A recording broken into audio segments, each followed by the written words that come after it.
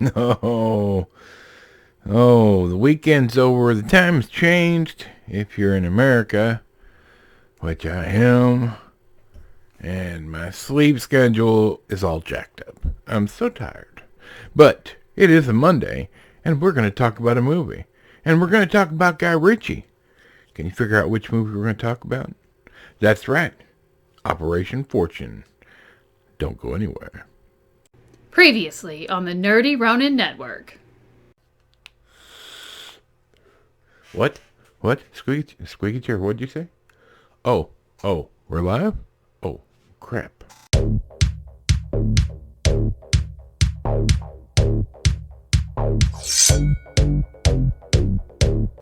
Oh, man, it's Monday. Oh, the work week just began, and I want the weekend back.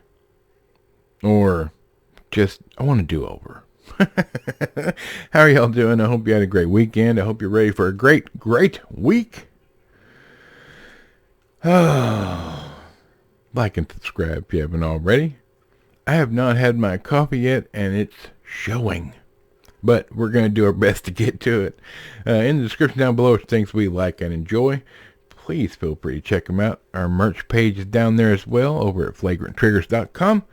So, what did you do this weekend? Because I decided at the last minute, to go to the movies. And I really should have gone last week, but I didn't. And I don't know why. Like, I had heard some reviews about this movie, and I'd heard good ones, and I'd heard bad ones, and I'd heard mediocre ones. Okay, I'm a huge Guy Ritchie fan. I love the Sherlock Holmes movies. I loved The Gentleman, King Arthur. He just has a way about his filmmaking that's exciting.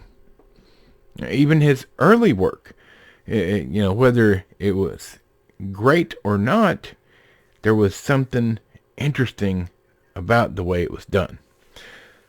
But for some reason, I just wasn't rushing to the theater because I wasn't sure. Let's get into it. Let's talk about it. Operation Fortune.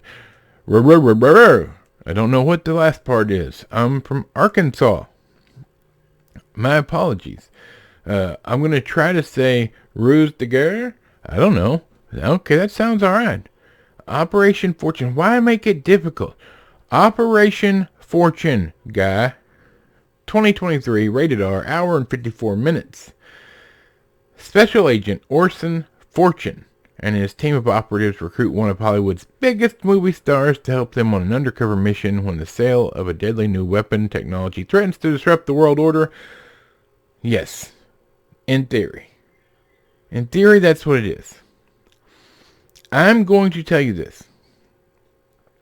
Written and directed by Guy Ritchie, stars Jason Statham, Aubrey Plaza, Carrie Elwes, however you say it, from The Princess Bride.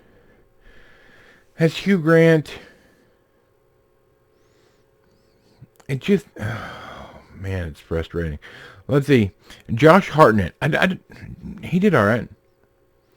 Bugsy Malone, Eddie Marsan is in this. Let's talk about it. I don't know what I'm doing right now. My brain's not working. Sorry. Got distracted. Okay, look. Here's the deal. This movie is definitely worth watching. I'm going to tell you now. That being said, it's nowhere near his best. I was in the theater by myself. Literally nobody else had bought a ticket for this. This has Jason Statham in it. An action, from the trailer, an action Jason Statham action picture. Alright. There were things that I enjoyed about it. The writing is good. Jason Statham plays Jason Statham. But overall, this movie is mediocre at best.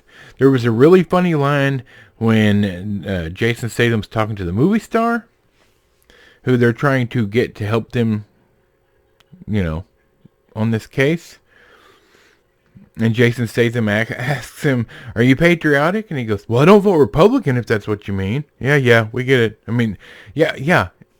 The problem is, usually we're beat over the head with this, but it perfectly describes Hollywood.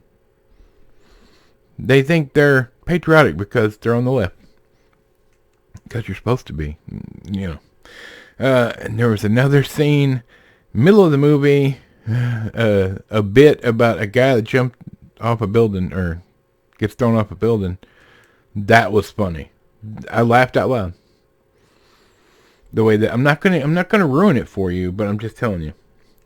And Hugh Grant's character is a weapon, like an arms dealer. All right, and generally speaking, for the entirety of the movie, he's talked about like he's so dangerous, but his character is very effeminate and just kind of, he just plays it kind of lackadaisical. And you don't really, you're kind of like, really? This guy's dangerous?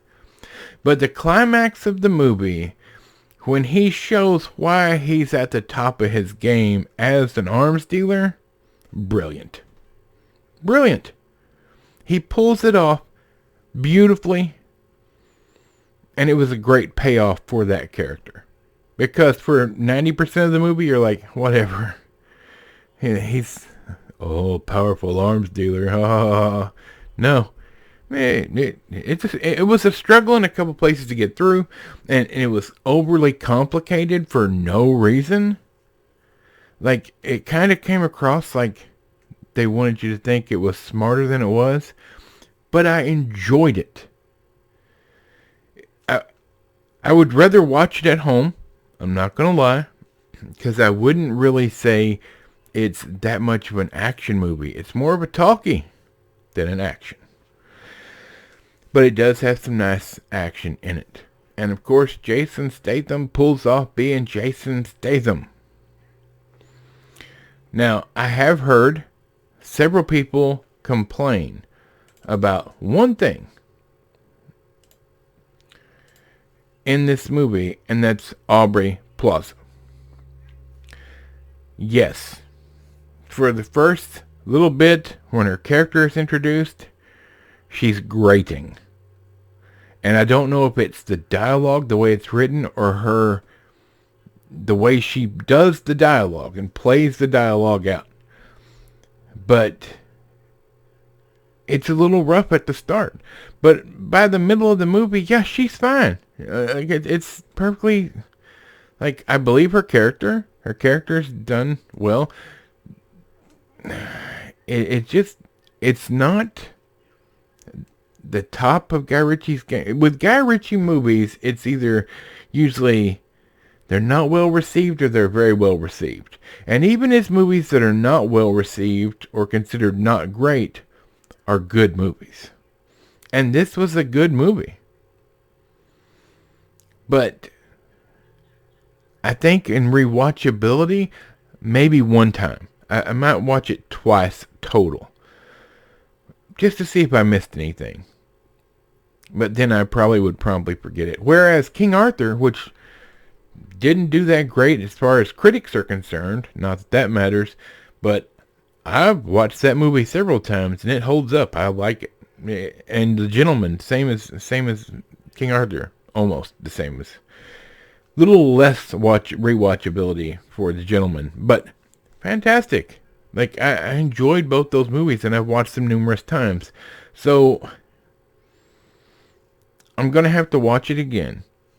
But I would suggest watching it. Look, it's not a bad movie. It's getting panned by the critics, but it's not a bad movie. It's just not Guy Ritchie at the top of his game. Guy Ritchie needs to stop what he's doing and hurry up and finish the third Sherlock Holmes movie before the main characters get too old to play those characters. I enjoy those movies. I want it to be a trilogy. So there you have it. This is not a long one. Daylight savings time springing forward. It's got me all discombobulated, so I'm going to let it go at that. But I definitely enjoyed, and I got a Creed 3 cup out of it. because they had a bunch of them. Which I don't know anything about that movie. Not a Creed fan, but I always like getting a free cup. So there you have it. I hope you guys had a great weekend. I hope you're ready for a great week. I hope you're going to have a perfect week and have lots of fun. Let me know if you've seen this movie in the comments. Tell me, did you watch it? Did you enjoy it? Did you think it sucked? Was it horrible? You tell me. Always interested in your thoughts. So for Michael the microphone, Bob, squeaky chair, and this Guy Ritchie loving nerd, we'll see you on Wednesday.